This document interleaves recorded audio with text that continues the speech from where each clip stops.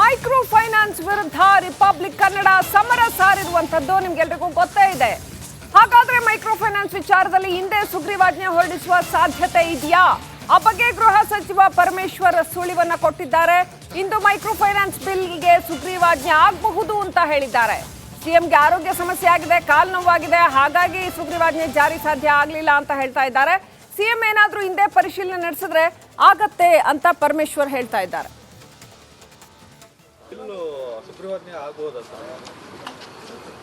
ಆಗ್ಬೋದು ಅಂತ ಅನಿಸುತ್ತೆ. ಮುಖ್ಯಮಂತ್ರಿಗಳು ಆರೋಗ್ಯದ ಸ್ವಲ್ಪ ಅವರಿಗೆ ಕಾಲಿನಲ್ಲಿ ತೊಂದರೆ ಆಗಿರೋದ್ರಿಂದ ಸ್ವಲ್ಪ ಅವರು ನೋಡಬೇಕಲ್ಲ, ಅವರು ನೋಡಿ ಸಹಿ ಮಾಡಿದರೆ ತಾನೇ ಆಗುತ್ತೆ. ಅವರ ಪ್ರೋಗ್ರಾಮ್ ಹೇಗಿದೆಯೋ ಗೊತ್ತಿಲ್ಲ. ಒಂದು ವೇಳೆ ಅವರು ಸಹಿ ಮಾಡಿ ಡ್ರಾಫ್ಟಿಗೆ ಅಪ್ರೂವ್ ಮಾಡಿ ಕೊಟ್ಟರೆ ಕಳಿಸ್ಕೊಡ್ತಾರೆ. ಇಲ್ಲ, ಹೊಸದಾಗೆ ನಾನು ನಿನ್ನೆ ಹೇಳಿದ್ನಲ್ಲ, ಕೆಲವು ಕಾನೂನುಗಳನ್ನು ಕೂಡ ಈಗಾಗಲೇ ಎಕ್ಸಿಸ್ಟಿಂಗ್ ಕಾನೂನುಗಳೇನಿದೆ ಅದನ್ನೆಲ್ಲ ಲಿಂಕ್ ಮಾಡಬೇಕಾಗತ್ತೆ, ಆ ಪ್ರೊವಿಷನ್ಸು ಕೂಡ ಮಾಡಬೇಕಾಗತ್ತೆ ಅಂತೇಳಿ ಅದನ್ನೆಲ್ಲ ಬಹುಶಃ ಮಾಡಿರಬೇಕು ಅಂತ ಅಂದ್ಕೊಳ್ತೀನಿ. ನಾನು ಫೈನಲ್ ಡ್ರಾಫ್ಟ್ ನೋಡಿಲ್ಲ. ಆಗ್ಬೋದು ಅಂತ ಅನಿಸುತ್ತೆ. ಮುಖ್ಯಮಂತ್ರಿಗಳು ಆರೋಗ್ಯದ ಸ್ವಲ್ಪ ಅವರಿಗೆ ಕಾಲಿನಲ್ಲಿ ತೊಂದರೆ ಆಗಿರೋದ್ರಿಂದ ಸ್ವಲ್ಪ ಅವರು ನೋಡಬೇಕಲ್ಲ, ಅವರು ನೋಡಿ. ಮೈಕ್ರೋ ಫೈನಾನ್ಸ್ ವಿರುದ್ಧ ರಿಪಬ್ಲಿಕ್ ಕನ್ನಡ ಸಮರ ಸಾರಿರುವಂತದ್ದು ನಿಮ್ಗೆಲ್ರಿಗೂ ಗೊತ್ತೇ ಇದೆ. ಹಾಗಾದ್ರೆ ಮೈಕ್ರೋ ಫೈನಾನ್ಸ್ ವಿಚಾರದಲ್ಲಿ ಹಿಂದೆ ಸುಗ್ರೀವಾಜ್ಞೆ ಹೊರಡಿಸುವ ಸಾಧ್ಯತೆ ಇದೆಯಾ? ಆ ಬಗ್ಗೆ ಗೃಹ ಸಚಿವ ಪರಮೇಶ್ವರ್ ಸುಳಿವನ್ನ ಕೊಟ್ಟಿದ್ದಾರೆ. ಇಂದು ಮೈಕ್ರೋ ಫೈನಾನ್ಸ್ ಬಿಲ್ಗೆ ಸುಗ್ರೀವಾಜ್ಞೆ ಆಗಬಹುದು ಅಂತ ಹೇಳಿದ್ದಾರೆ. ಸಿಎಂಗೆ ಆರೋಗ್ಯ ಸಮಸ್ಯೆ ಆಗಿದೆ, ಕಾಲು ನೋವಾಗಿದೆ, ಹಾಗಾಗಿ ಸುಗ್ರೀವಾಜ್ಞೆ ಜಾರಿ ಸಾಧ್ಯ ಆಗಲಿಲ್ಲ ಅಂತ ಹೇಳ್ತಾ ಇದ್ದಾರೆ. ಸಿಎಂ ಏನಾದ್ರೂ ಹಿಂದೆ ಪರಿಶೀಲನೆ ನಡೆಸಿದ್ರೆ ಆಗತ್ತೆ ಅಂತ ಪರಮೇಶ್ವರ್ ಹೇಳ್ತಾ ಇದ್ದಾರೆ.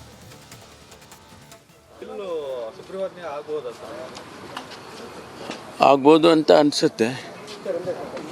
ಮುಖ್ಯಮಂತ್ರಿಗಳು ಆರೋಗ್ಯದ ಸ್ವಲ್ಪ ಅವರಿಗೆ ಕಾಲಿನಲ್ಲಿ ತೊಂದರೆ ಆಗಿರೋದ್ರಿಂದ ಸ್ವಲ್ಪ ಅವರು ನೋಡಬೇಕಲ್ಲ, ಅವರು ನೋಡಿ ಸಹಿ ಮಾಡಿದರೆ ತಾನೇ ಆಗುತ್ತೆ. ಅವರ ಪ್ರೋಗ್ರಾಮ್ ಹೇಗಿದೆಯೋ ಗೊತ್ತಿಲ್ಲ. ಒಂದು ವೇಳೆ ಅವರು ಸಹಿ ಮಾಡಿ ಡ್ರಾಫ್ಟಿಗೆ ಅಪ್ರೂವ್ ಮಾಡಿ ಕೊಟ್ಟರೆ ಕಳಿಸ್ಕೊಡ್ತಾರೆ. ಇಲ್ಲ, ಹೊಸದಾಗೆ ನಾನು ನಿನ್ನೆ ಹೇಳಿದ್ನಲ್ಲ, ಕೆಲವು ಕಾನೂನುಗಳನ್ನು ಕೂಡ ಈಗಾಗಲೇ ಎಕ್ಸಿಸ್ಟಿಂಗ್ ಕಾನೂನುಗಳೇನಿದೆ ಅದನ್ನೆಲ್ಲ ಲಿಂಕ್ ಮಾಡಬೇಕಾಗತ್ತೆ, ಆ ಪ್ರೊವಿಷನ್ಸು ಕೂಡ ಮಾಡಬೇಕಾಗತ್ತೆ ಅಂತೇಳಿ ಅದನ್ನೆಲ್ಲ ಬಹುಶಃ ಮಾಡಿರಬೇಕು ಅಂತ ಅಂದ್ಕೊಳ್ತೀನಿ. ನಾನು ಫೈನಲ್ ಡ್ರಾಫ್ಟ್ ನೋಡಿಲ್ಲ. ಆಗ್ಬೋದು ಅಂತ ಅನಿಸುತ್ತೆ. ಮುಖ್ಯಮಂತ್ರಿಗಳು ಆರೋಗ್ಯದ ಸ್ವಲ್ಪ ಅವರಿಗೆ ಕಾಲಿನಲ್ಲಿ ತೊಂದರೆ ಆಗಿರೋದ್ರಿಂದ ಸ್ವಲ್ಪ ಅವರು ನೋಡಬೇಕಲ್ಲ, ಅವರು ನೋಡಿ. ಮೈಕ್ರೋ ಫೈನಾನ್ಸ್ ವಿರುದ್ಧ ರಿಪಬ್ಲಿಕ್ ಕನ್ನಡ ಸಮರ ಸಾರಿರುವಂತದ್ದು ನಿಮ್ಗೆಲ್ರಿಗೂ ಗೊತ್ತೇ ಇದೆ. ಹಾಗಾದ್ರೆ ಮೈಕ್ರೋ ಫೈನಾನ್ಸ್ ವಿಚಾರದಲ್ಲಿ ಹಿಂದೆ ಸುಗ್ರೀವಾಜ್ಞೆ ಹೊರಡಿಸುವ ಸಾಧ್ಯತೆ ಇದೆಯಾ? ಆ ಬಗ್ಗೆ ಗೃಹ ಸಚಿವ ಪರಮೇಶ್ವರ್ ಸುಳಿವನ್ನ ಕೊಟ್ಟಿದ್ದಾರೆ. ಇಂದು ಮೈಕ್ರೋ ಫೈನಾನ್ಸ್ ಬಿಲ್ಗೆ ಸುಗ್ರೀವಾಜ್ಞೆ ಆಗಬಹುದು ಅಂತ ಹೇಳಿದ್ದಾರೆ. ಸಿಎಂಗೆ ಆರೋಗ್ಯ ಸಮಸ್ಯೆ ಆಗಿದೆ, ಕಾಲು ನೋವಾಗಿದೆ, ಹಾಗಾಗಿ ಸುಗ್ರೀವಾಜ್ಞೆ ಜಾರಿ ಸಾಧ್ಯ ಆಗಲಿಲ್ಲ ಅಂತ ಹೇಳ್ತಾ ಇದ್ದಾರೆ. ಸಿಎಂ ಏನಾದ್ರೂ ಹಿಂದೆ ಪರಿಶೀಲನೆ ನಡೆಸಿದ್ರೆ ಆಗತ್ತೆ ಅಂತ ಪರಮೇಶ್ವರ್ ಹೇಳ್ತಾ ಇದ್ದಾರೆ.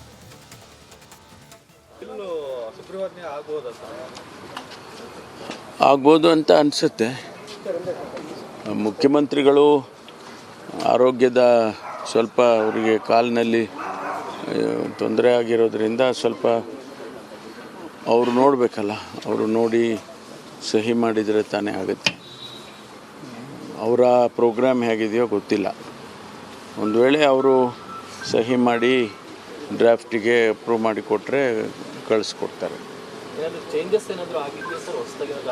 ಇಲ್ಲ, ಹೊಸದಾಗೆ ನಾನು ನಿನ್ನೆ ಹೇಳಿದ್ನಲ್ಲ, ಕೆಲವು ಕಾನೂನುಗಳನ್ನು ಕೂಡ ಈಗಾಗಲೇ ಎಕ್ಸಿಸ್ಟಿಂಗ್ ಕಾನೂನುಗಳೇನಿದೆ ಅದನ್ನೆಲ್ಲ ಲಿಂಕ್ ಮಾಡಬೇಕಾಗತ್ತೆ, ಆ ಪ್ರೊವಿಷನ್ಸು ಕೂಡ ಮಾಡಬೇಕಾಗತ್ತೆ ಅಂತೇಳಿ ಅದನ್ನೆಲ್ಲ ಬಹುಶಃ ಮಾಡಿರಬೇಕು ಅಂತ ಅಂದ್ಕೊಳ್ತೀನಿ. ನಾನು ಫೈನಲ್ ಡ್ರಾಫ್ಟ್ ನೋಡಿಲ್ಲ.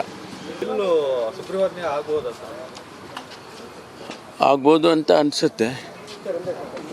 ಮುಖ್ಯಮಂತ್ರಿಗಳು ಆರೋಗ್ಯದ ಸ್ವಲ್ಪ ಅವರಿಗೆ ಕಾಲಿನಲ್ಲಿ ತೊಂದರೆ ಆಗಿರೋದ್ರಿಂದ ಸ್ವಲ್ಪ ಅವರು ನೋಡಬೇಕಲ್ಲ, ಅವರು ನೋಡಿ.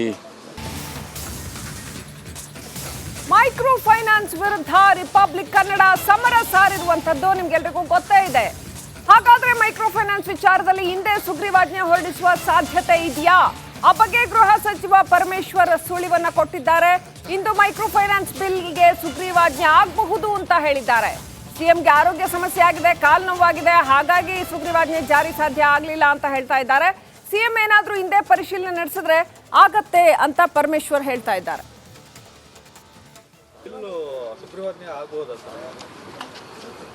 ಆಗ್ಬೋದು ಅಂತ ಅನಿಸುತ್ತೆ.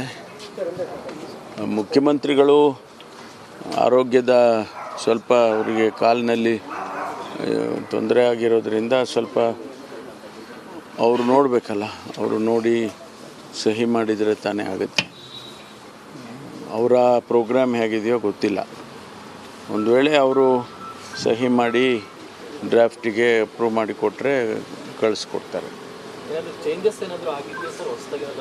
ಇಲ್ಲ, ಹೊಸದಾಗೆ ನಾನು ನಿನ್ನೆ ಹೇಳಿದ್ನಲ್ಲ, ಕೆಲವು ಕಾನೂನುಗಳನ್ನು ಕೂಡ ಈಗಾಗಲೇ ಎಕ್ಸಿಸ್ಟಿಂಗ್ ಕಾನೂನುಗಳೇನಿದೆ ಅದನ್ನೆಲ್ಲ ಲಿಂಕ್ ಮಾಡಬೇಕಾಗತ್ತೆ, ಆ ಪ್ರೊವಿಷನ್ಸು ಕೂಡ ಮಾಡಬೇಕಾಗತ್ತೆ ಅಂತೇಳಿ ಅದನ್ನೆಲ್ಲ ಬಹುಶಃ ಮಾಡಿರಬೇಕು ಅಂತ ಅಂದ್ಕೊಳ್ತೀನಿ. ನಾನು ಫೈನಲ್ ಡ್ರಾಫ್ಟ್ ನೋಡಿಲ್ಲ. ಆಗ್ಬೋದು ಅಂತ ಅನಿಸುತ್ತೆ. ಮುಖ್ಯಮಂತ್ರಿಗಳು ಆರೋಗ್ಯದ ಸ್ವಲ್ಪ ಅವರಿಗೆ ಕಾಲಿನಲ್ಲಿ ತೊಂದರೆ ಆಗಿರೋದ್ರಿಂದ ಸ್ವಲ್ಪ ಅವರು ನೋಡಬೇಕಲ್ಲ, ಅವರು ನೋಡಿ. ಮೈಕ್ರೋ ಫೈನಾನ್ಸ್ ವಿರುದ್ಧ ರಿಪಬ್ಲಿಕ್ ಕನ್ನಡ ಸಮರ ಸಾರಿರುವಂತದ್ದು ನಿಮ್ಗೆಲ್ರಿಗೂ ಗೊತ್ತೇ ಇದೆ. ಹಾಗಾದ್ರೆ ಮೈಕ್ರೋ ಫೈನಾನ್ಸ್ ವಿಚಾರದಲ್ಲಿ ಹಿಂದೆ ಸುಗ್ರೀವಾಜ್ಞೆ ಹೊರಡಿಸುವ ಸಾಧ್ಯತೆ ಇದೆಯಾ? ಆ ಬಗ್ಗೆ ಗೃಹ ಸಚಿವ ಪರಮೇಶ್ವರ್ ಸುಳಿವನ್ನ ಕೊಟ್ಟಿದ್ದಾರೆ. ಇಂದು ಮೈಕ್ರೋ ಫೈನಾನ್ಸ್ ಬಿಲ್ಗೆ ಸುಗ್ರೀವಾಜ್ಞೆ ಆಗಬಹುದು ಅಂತ ಹೇಳಿದ್ದಾರೆ. ಸಿಎಂಗೆ ಆರೋಗ್ಯ ಸಮಸ್ಯೆ ಆಗಿದೆ, ಕಾಲು ನೋವಾಗಿದೆ, ಹಾಗಾಗಿ ಸುಗ್ರೀವಾಜ್ಞೆ ಜಾರಿ ಸಾಧ್ಯ ಆಗಲಿಲ್ಲ ಅಂತ ಹೇಳ್ತಾ ಇದ್ದಾರೆ. ಸಿಎಂ ಏನಾದ್ರೂ ಹಿಂದೆ ಪರಿಶೀಲನೆ ನಡೆಸಿದ್ರೆ ಆಗತ್ತೆ ಅಂತ ಪರಮೇಶ್ವರ್ ಹೇಳ್ತಾ ಇದ್ದಾರೆ.